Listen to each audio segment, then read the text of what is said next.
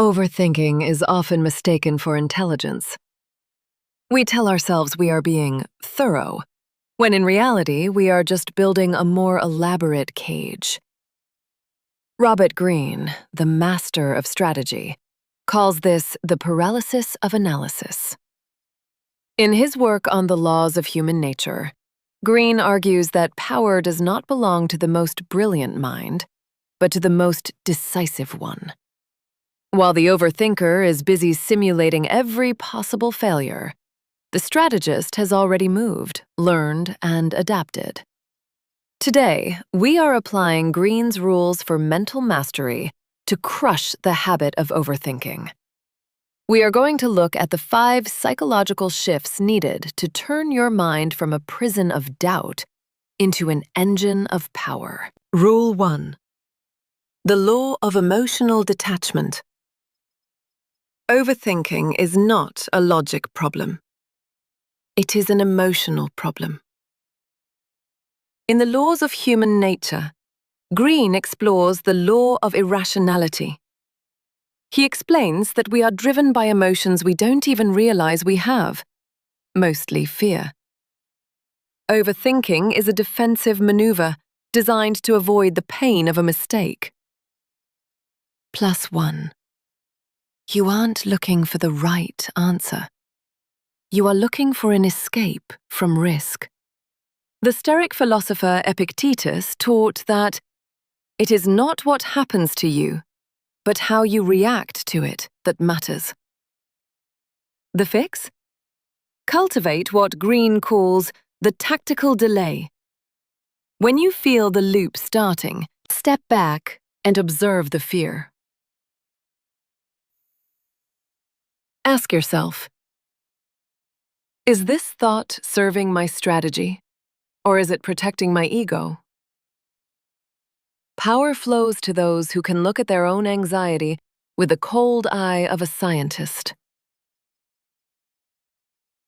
Rule 2. The death ground strategy.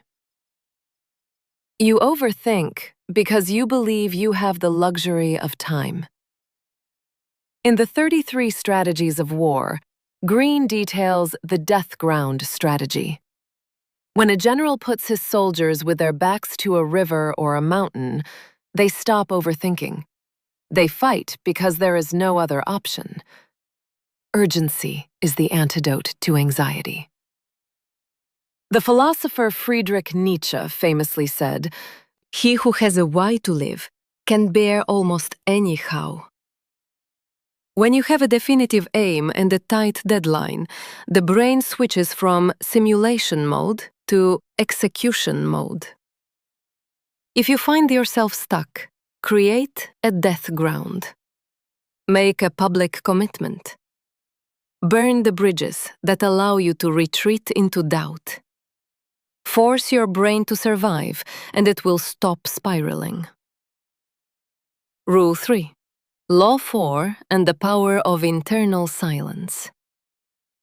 Law 4 of the 48 Laws of Power is, always say less than necessary. But this applies to your internal dialogue as much as your external speech.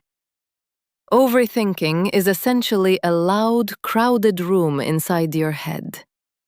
Baltasar Gracian, the 17th century philosopher who heavily influenced Greene, argued that a wise man's heart is a fortress of silence.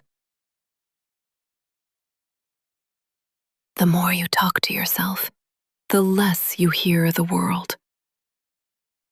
Greene observes that power requires situational awareness. You cannot see what is happening in front of you if you are looking at the movie playing inside your mind. The fix is to practice presence. Stop narrating your life. Stop describing your feelings. Move from the thinking self to the observing self. Silence is not just a social tool, it is a mental high ground. Rule 4. The Jungian shadow and the fear of judgment. Why do you care so much about being right? Robert Greene draws heavily from the psychology of Carl Jung. Jung taught that we all have a shadow, the parts of ourselves we find unacceptable. Overthinking is often an attempt to polish our social mask. We overthink so that we never look foolish, never look weak, and never look human. +2. Your perfectionism is a mask for your insecurity. Greene's fix is radical acceptance. Acknowledge your shadow. Accept that you will be judged, you will fail, and you will be imperfect. Once you stop trying to protect a fake image of yourself, the need to overthink every move vanishes. As Greene says, the need for total control is the hallmark of the powerless. Rule 5. The coup d'œil. Mastery through action. Napoleon Bonaparte was famous for his coup d'œil, the stroke of the eye. The ability to see a complex battlefield and know the answer in a second. Overthinkers believe that more information leads to better decisions. Greene disagrees. In Mastery, he explains that true intuition comes from deep immersion and then action. You cannot think your way to mastery. You must act your way there. The psychologist Mihai Csikszentmihalyi called this flow, the state where action and awareness merge. Overthinking is the wall that stands between you and flow. The fix? Start before you are ready. Greene's rule of 5% suggests that once you have 5% of the information you need, you should move. The feedback from reality is 1,000 times more valuable than the theories in your head. The strategist's conclusion: the mind is a beautiful servant, but a terrible master.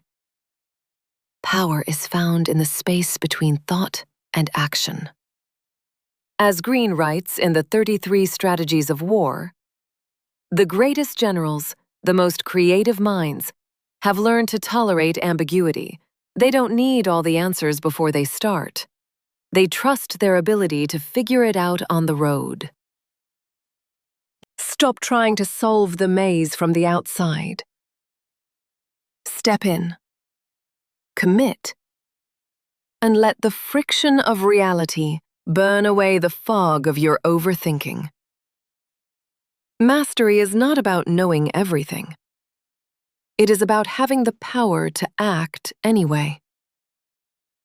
Tell me in the comments, what is one thing you've been overthinking lately that you're going to act on today?